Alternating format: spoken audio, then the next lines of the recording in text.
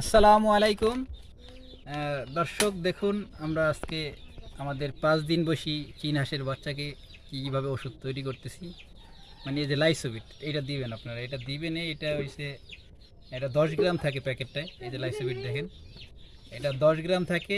1 litre পানির সাথে 1 গ্রাম mix করবেন আর কি। এখন 1 গ্রাম মিক্স করলে এটা কীভাবে করবেন, এই যে দেখেন আমার হাতে নিচি পরিমাণ মতো দেখেন, এখানে অনেক বেশি আছে, এটা কমাইতে হবে আরও। ঠিক আছে, এটা আরও কমাইতে হবে। কমাইয়া এই যে এখানেও একটু বেশি আছে, আর একটু কমায় নেবেন। মানে প্রয়োজনে কম দিবেন, বেশি দিবেন না। বেশি বেশি দিলে অনেক সময় হাঁস বা হাঁসের ক্ষতি হয়, ওটার মাথা ঘোরায় বা অতিরিক্ত ওষুধ ডোজ পড়লে যেটা হয় সেটা হয়। এখন এখানে ধরুন 1 গ্রাম আছে, একদম একটু কম দিবেন। 1 গ্রাম বলছে ঠিক আছে 1 লিটার পানিতে, কিন্তু আপনারা একটু কম দিবেন। এই যে লাইসোবিট, এই লাইসোবিটটা আমি দিয়ে থাকি। এটা আমি উপকার পেয়েছি। আরেকটা দেখুন, এই যে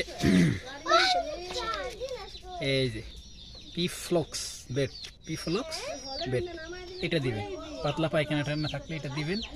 সাথে আমরা আরেকটা ওষুধ ব্যবহার করছি, আমাদের আরেকটা ওষুধ আছে, এই যে জিঙ্ক।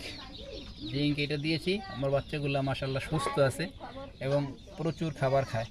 আর আমরা এই যে খাবার হিসাবে এই যে আপনার খাদ্য এটা ব্যবহার করতে আছি, খুব ভালো মানের খাদ্য।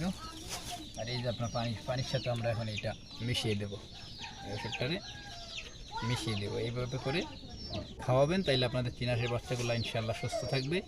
ধন্যবাদ, সবাই ভালো থাকবেন। আসসালামু আলাইকুম।